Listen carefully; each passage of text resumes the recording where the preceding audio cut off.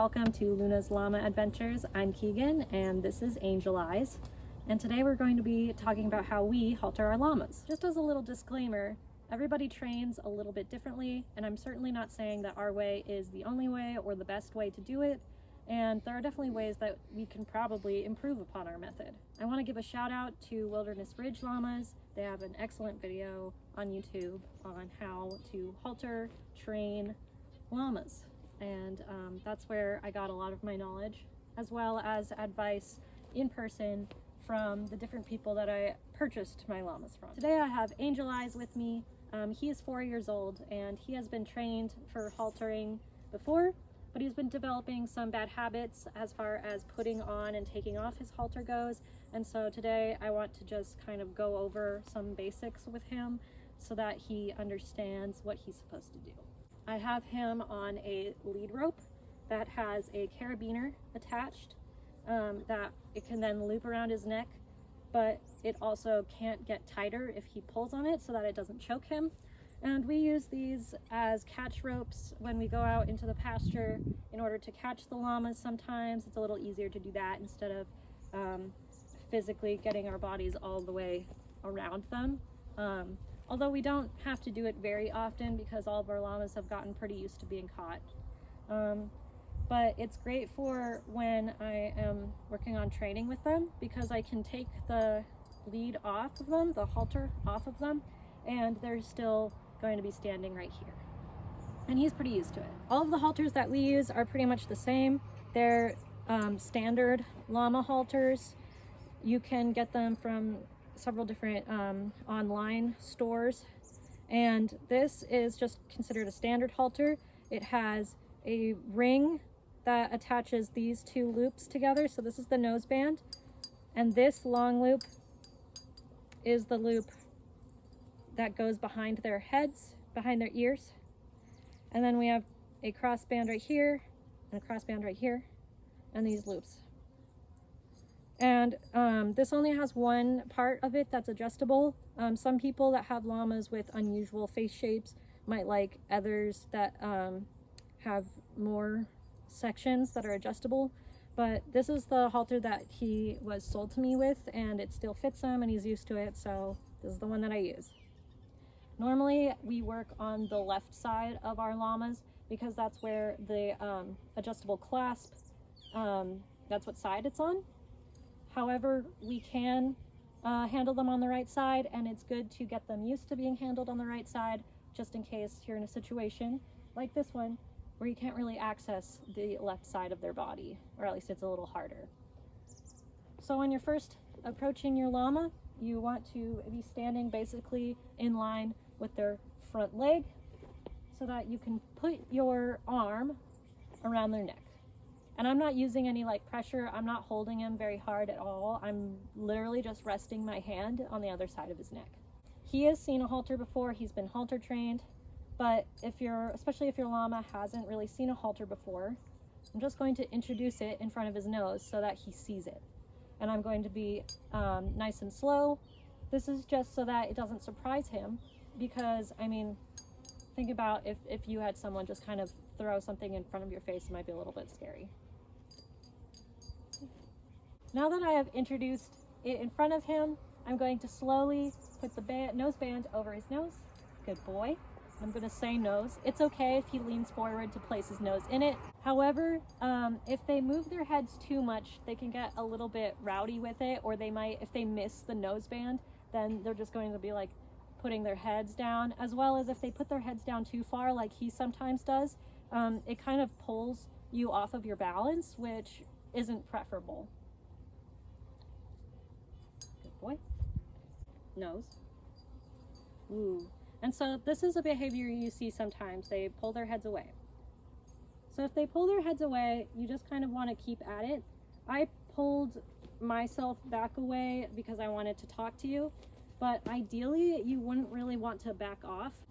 If he pulls away from me and I allow him to, and I take away this halter, which was giving him a little bit of stress, it was adding a little bit of pressure, it was coming towards his face, he's going to think that because I removed it, he did a good thing.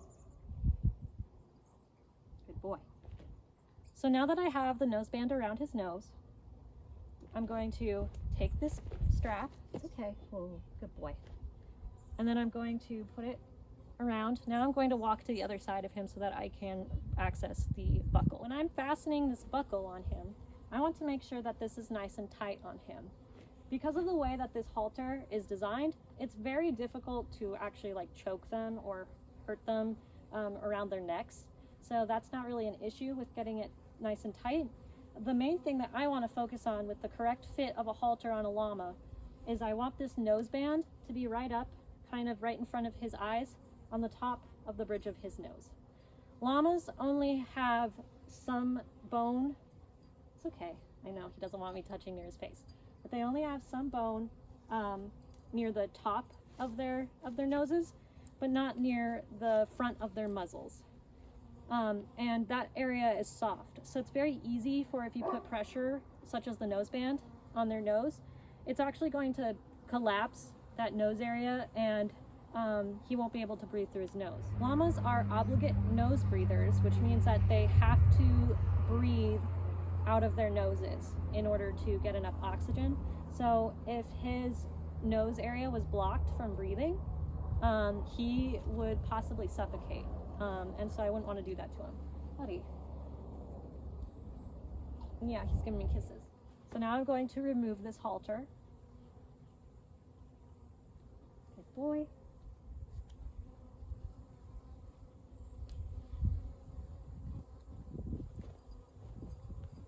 I'm going to sometimes they want to toss their heads to get it off as soon as possible, such as what he did right then. He was feeling impatient, but I tried to keep it on as much as possible, because if he knows that I will remove it when he tosses his head like that, he'll think that he can continue doing that. Good boy. So then, since he was standing still and doing well, then I removed it nice and slowly, and now I'm giving him some space so that he knows that the pressure has been removed and that he did a good job. Good boy. So now I'm going to repeat the process.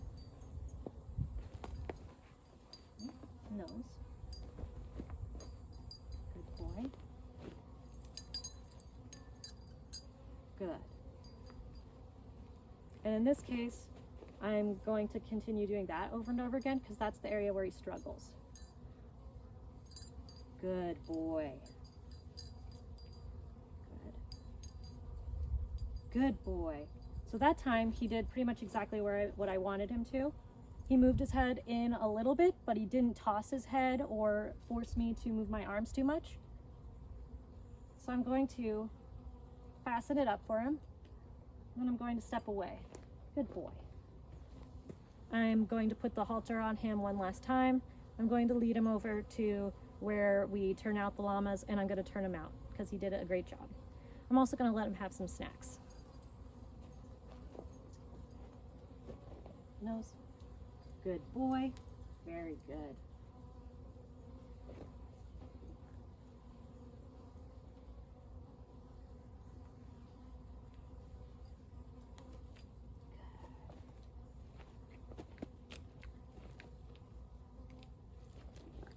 Here. Good boy.